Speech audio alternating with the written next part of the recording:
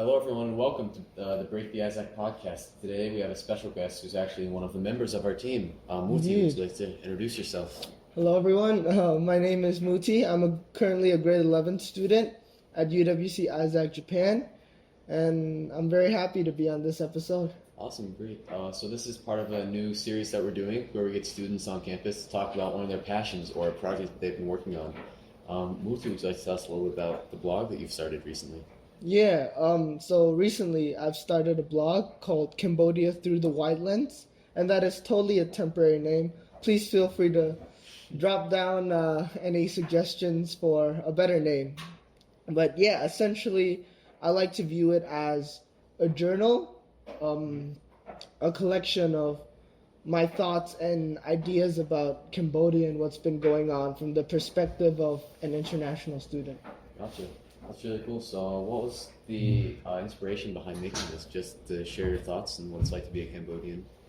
Yeah, essentially that's that. I've been missing home a lot lately and thought, why don't I reflect on it, think about it, see how my views of home and Cambodia has changed since I've left and come to UWC as Japan. It's really cool. So yeah, you mentioned Cambodia, where you're from, but the blog's actually written in English, which is not your native language or the national language of Cambodia, right? So what was sort of the thought process behind that? That's a really good question. It hits hard. Statistically, all the English speakers in the world are more than 66% of 18 million. But I still think it would be better if I could one day maybe translate it into Khmer. But for now, I mean, I've chosen English just because I felt a little more comfortable writing in English. And as for my target audience, of course, it's the Cambodian youth. Anyone who has aspirations of studying abroad. I'd just like to share the perspective of what it's like and, give them a little bit of a preview of how your opinions or your thoughts of Cambodia might change once you move abroad. Yeah, and currently you're actually the only Cambodian on campus. Maybe would you like to talk a little bit about what that's like for you? Yeah, being the only Cambodian here, it gets a little lonely at times. You don't feel like you belong to a certain type of community. I don't share a common language with anyone else besides English.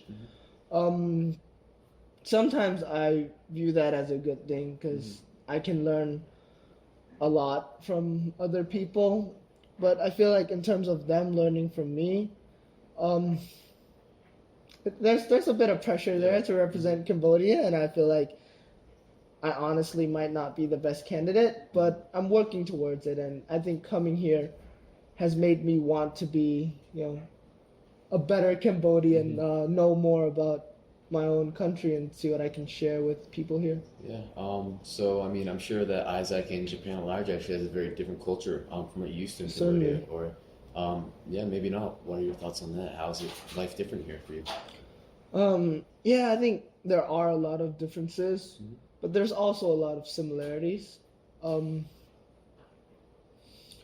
For one, I think the sense of community, especially being at Isaac. I mean, of course, it could always be better, but I think it has translated well, and I think that's what's kind of been stable so far is the little sense of community we have, staying at home, all that sort of thing.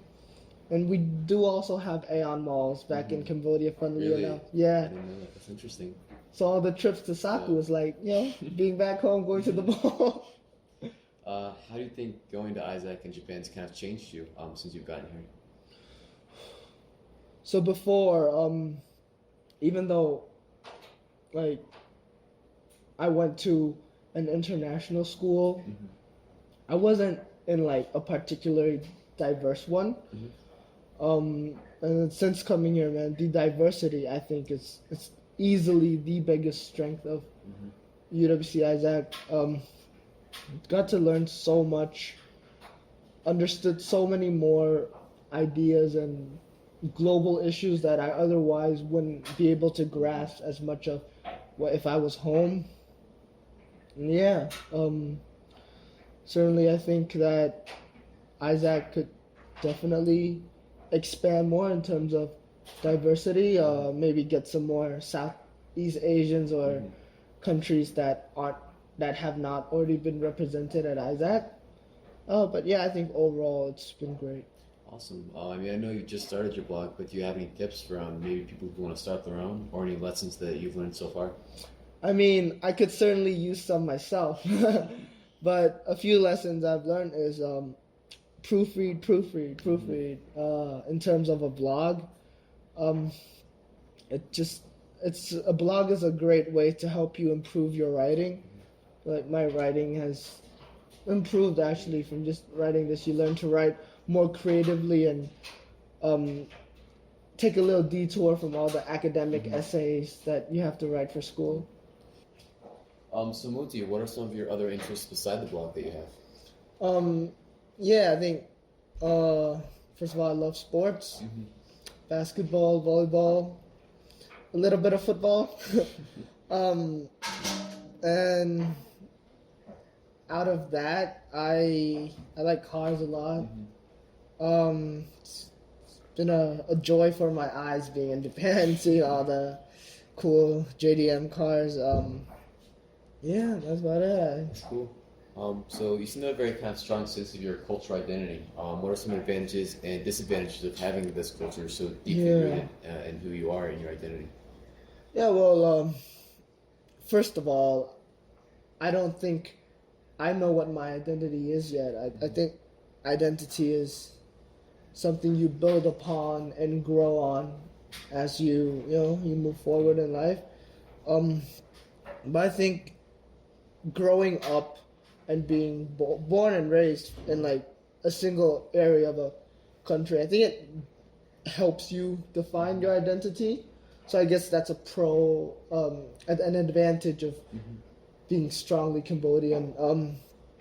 But the con, I mean, of course you feel this sense of like entitlement and duty to your country.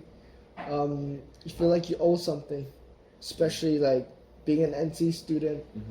I'm very grateful to be selected to come to Isaac. So yeah, sometimes I wish I don't have that strong sense of identity, so that the burden is uphold a little. Yeah, I do. So yeah, I do envy those people with like 3 or 4 nationalities, born here, grew up there. You don't have to feel any strong tie to any place. So right now, what would you say are some like the defining aspects of Cambodia for you?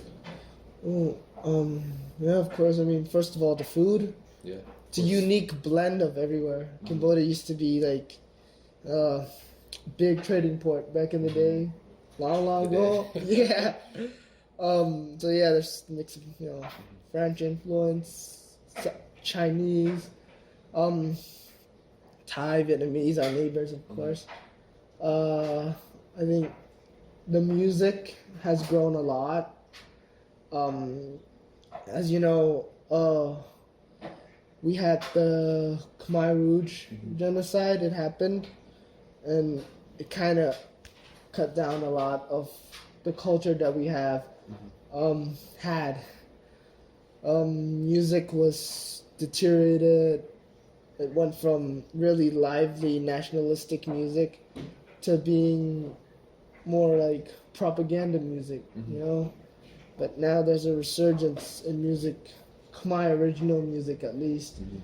I've loved it. I've kind of since coming here, I've kind of almost reconnected with Khmer culture and the Khmer identity. And I mean, bringing it back to identity, it's a really confusing thing that I'm still trying to discover day by day. Fair enough.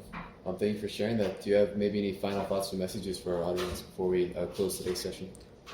Yeah, my final remarks to the audience would be, if you have a passion or if you have an idea that you're on the verge of, should I do it? Should I not?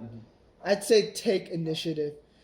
there's nothing to lose from it. For example, this blog, I've been thinking about sharing my ideas, finding, a mean to express myself, and I think I found it through this blog, and I don't regret it at all. And I think expressing yourself and reflecting back is one of the most important things and biggest ways you can grow as a person.